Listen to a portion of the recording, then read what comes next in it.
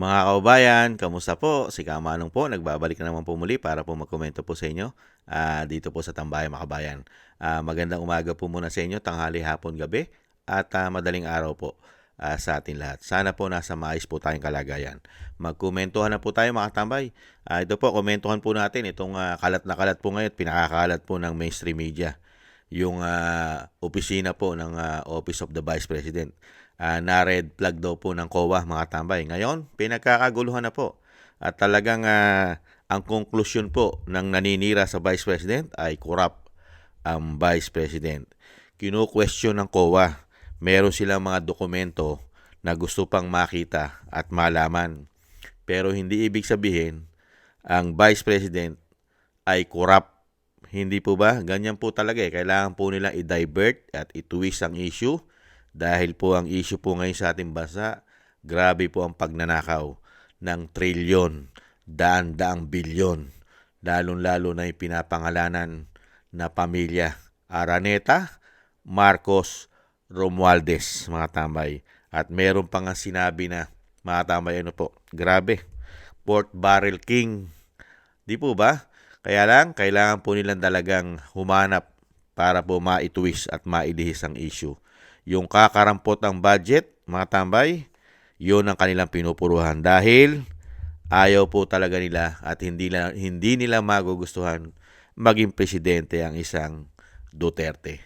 Hindi po ba? Kaya kailangan pong gamitin at gawin ang lahat para po ito'y masiraan. Pakinggan po natin ang balita, mga kababayan, at komentuhan po natin. Nakitaan ng red flags ng Commission on Audit ang Office of the Vice President. Hindi raw nakonsulta ng tama ang mga beneficiaries sa milyong-milyong cash assistance program ng opisina ni Vice President Sara Duterte noong 2024. Magbabalita si Bril Montalvo. Ang OVP ay laging handa sa panahon ng krisis. Ang ating determinasyon na maglingkod ay sinasabayan ng dedikasyon sa good governance at operational excellence. Sa ganyang paraan flinex ni Vice President Sara Duterte ang paglilingkod ng kanyang opisina sa kanilang year-end report. Isa sa mga ipinagmalaking programa ng Office of the Vice President ang Magnegosyo Taday.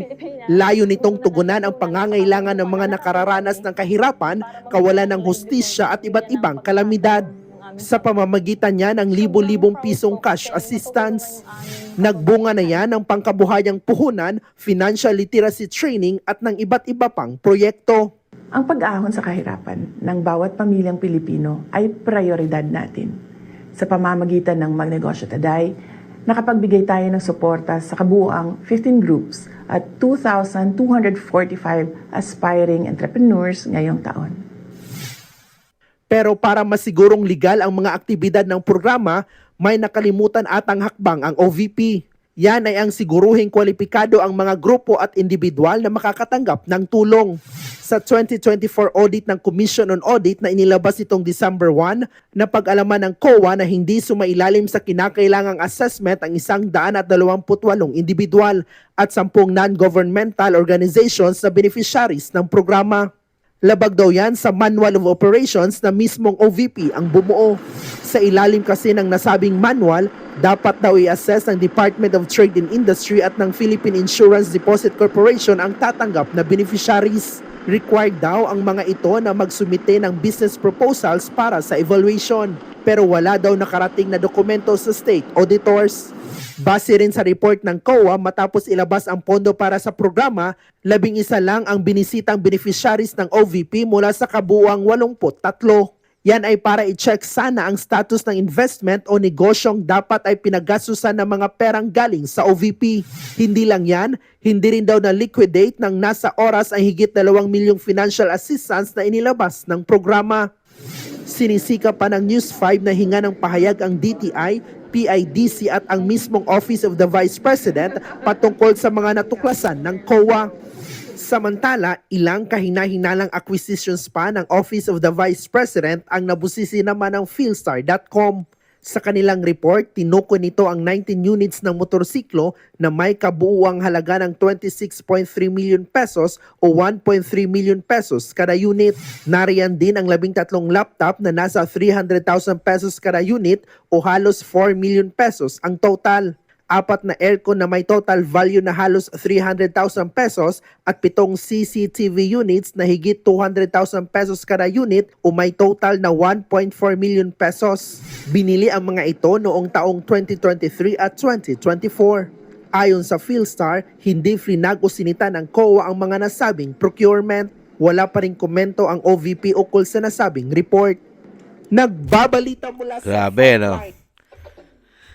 Grabe talaga, no? Grabe talaga. Grabe po talaga ang ginagawa nila sa Office of the Vice President, mga kabayan. Nakita nyo po, yung COA. Yung COA, antimano, binigyan na nila agad ng konklusyon. May corruption na po ba doon? Yung mga tao po ba ay mga ghost? Ghost po ba yung mga tao? Hindi po ba totoong yun ay nabigyan po ng benepisyo?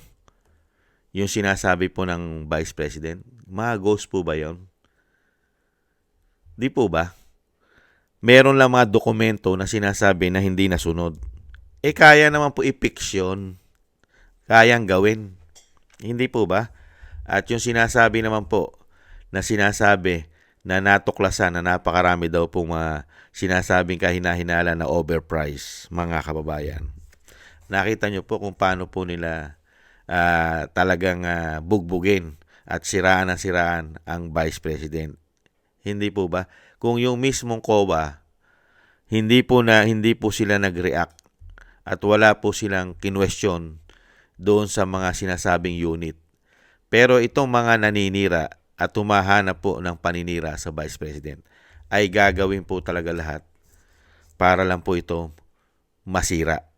At syempre, para po pabagsakin ng popularidad. Nakita niyo po yung ginagawa nila. Ganyan po katindi itong mga tao na ito. Nakita niyo po ang pagiging bias nito. Lalong-lalo po ang media. Nakita niyo pagiging bias po nila, mga kababayan. Bugbog na bugbog po sa kanila ang mga Duterte dito po sa media. Yung kakarampot po na budget ng Office of the Vice President, tinga, ay lagi po nilang pinupuruhan. At, bago nila bakbakan ng Office of the Vice President, mga kabayan, hindi pa nga ito natatanong ng COA. Pero may konklusyon na po sila agad at paninira sa Office of the Vice President. Ganyan po katindi ang mga tao na yan. Talagang nakikita mo na agad yung agenda. Pagka sa Vice President at sa mga Duterte, gising na gising po ang mga media. Gising na gising po ang mga trolls, mga kababayan. Samantalang sa pamahalaan po ngayon ng binagoong Pilipinas, ubod po ng laki. Nakakalula po ang korupsyon. Trilyon, daan-daang bilyon ang nawawala sa taxpayer. Pati ang mga inuutang nila, nawawala pong parang bula, parang multo. Ang pera natin ay nawawala at hindi po napapakinabangan ang pera ni Juan de la Cruz. At diyan ka magtataka. Yung programa ng Vice President, hinahanapan nila ng butas para maging korap. Pero yung budget at programa ng Pangulo, wala po silang sinisilip. Nakapagtataka. Nakapagtataka rin sa COA. Napakalaki ng budget ng Office of the President taon-taon. Bilyon. Hindi bababa sa 20 billion ang budget po ng Office of the President. Pati po ang kanyang confidential fund, Intel Fund, ay hindi po bababa sa 4.5 billion. Wala po tayong nababalitaan sa COA kung paano po ino-audit ng tama na sinasabi nila. Nasaan po ang report? Tama po ba? Lahat ng proyekto ay tumutugma po ba sa mahigit 20 billion At napakinabangan po ba ng taong bayan ang pondo ng opisina ng presidente na hindi bababa sa 20 billion taon-taon? Ano po ang mga programa direkta na nakatulong sa taong bayan ang opisina ng Office of the President? Nagtatanong tayo sa COA. Ano po?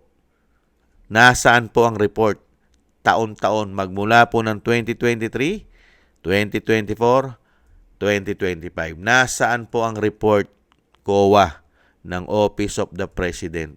Bakit ang Vice President ang lagi ninyong nakikita? Napakaraming programa direkta sa taong bayan. Yung kanyang pondo ay dumidirekta sa taong bayan. Napakarami niyang satellite offices. Luzon, Visaya, Mindanao. Nangunguna ang kanyang opisina, lalong-lalo sa mga sakuna, kahit po kakarampot ang pondo. Ang hinahanap namin, hinahanap ni Kamanong, nasaan ang napakalaking pondo ng Office of the President? Bilyon. Ang opisina ng OBP ay wala pang 1 billion, mga kabayan. 700 million plus o 800 plus million lamang ang pinakamalaki niyang pondo ng opisina ng OBP. Ngayon lang po nila naaprubahan na 900 plus million dahil napakaraming programa. Hindi po lumalagpas ng 1 billion ang pondo ng Office of the Vice President. Ang tanong natin, COA, i-report nyo sa taong bayan, detalyado, ano ang mga dokumento, ano ang mga programang pinuntahan ng mahigit 20 milyong piso. Bilyon, ha? Bilyon. Hindi po milyon. Bilyon. At i-report din po ninyo, COA, yung 4.5 billion na confidential intel fund ng Pangulo. At yung kanyang mga travel fund, i-report nyo rin sa taong bayan. Tama ba, audit? Ang travel fund, gaano nakalaki ang ginugugol at ginagastos dahil billion din po ang travel fund ng Pangulo.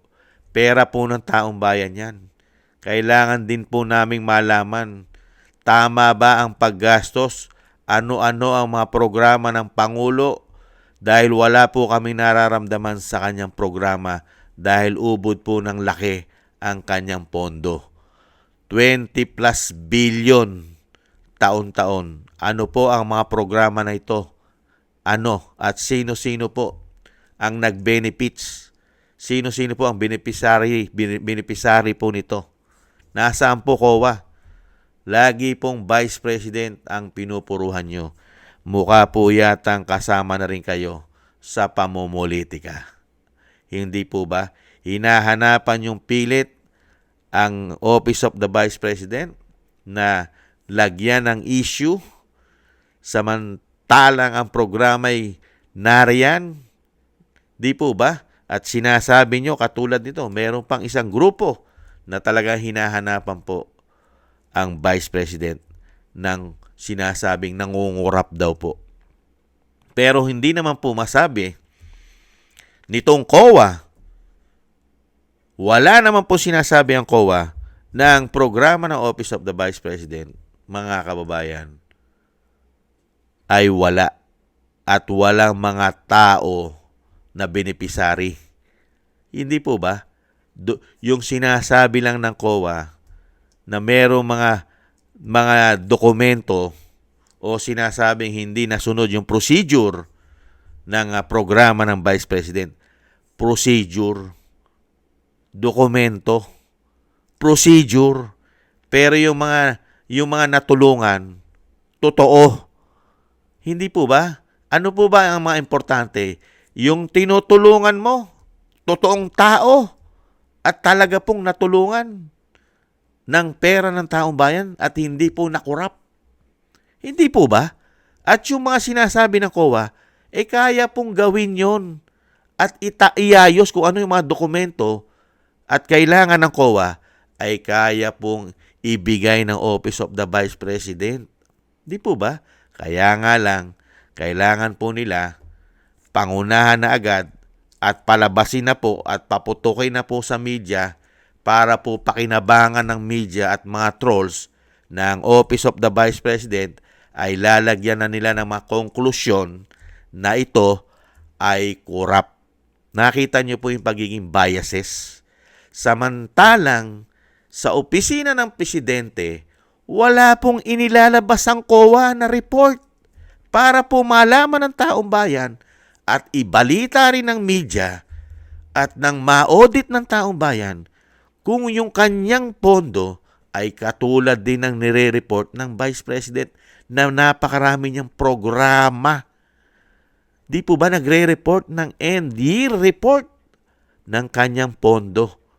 Samantalang sa presidente, wala tayong nababalitaan na end-year report niya sa bilyong-bilyong pondo niya. Bakit kaya, COA, sarado yata ang libro ng presidente sa inyo? Pagdating sa libro ng Vice President, nakayangyang sa media, nakayangyang sa social media. Hindi po ba hinihimay ninyo? Samantalang sa opisina ng presidente, wala man lang kami nakikitang hinihimayat ng mahimay din namin at malaman namin ang mga programa ng presidente na ginagastusan at ginugugulan ng mahigit 20 bilyon taon-taon. Ano ang mga programa? Kapaki-pakinabang ba ito sa taong bayan? Nakatulong ba ito sa taong bayan, sa mga Pilipino, lalo-lalo sa aming mahihirap? Sige nga, ilabas nyo rin. Hindi po ba? Pagka nilabas nyo at hinahanapan nyo na korupsyon, ang Vice President nakakarampot ang kanyang pondo. Bakit hirap na hirap kayong ilabas, COA, ang report ng Pangulo na mahigit 20 bilyon ang kanyang budget taon-taon? Bakit po kaya? At nang malaman po namin at nang ma-audit din ng taong bayan yung mga programa ng Pangulo, bias po yata kayo. One-sided. Iintay namin. Tingnan natin. Baka naman ilabas ng COA ang mga report ng 2023, 2024. Hindi po ba? Dahil hindi pa naman tapos po ang 2025. Yung 2 taon, intayin po natin. Kasi panay po ang labas ng COA sa mga audit ng Vice President. Nilalabas po nila eh. Kailangan din po natin kalampagin ng COA. Ilabas din ang mga programa kung paano ginastos ng Pangulo ang kanyang budget. I-report niya sa taong bayan dahil ang Vice President nagre-report. Di po ba? At sinasabi sa taong bayan ang programa ng Vice President. Di po ba? Nandiyan ang mga libreng sakay. Di po ba? Mga nagbibigay ng mga libreng libing. Di po ba? Yan nga po, yung magnegosyo kaday. At yung pagsuporta sa mga kabataan sa kasuluk-sulukan ng bansa na hindi naaabot tulong ng pamahalaan. Di po ba?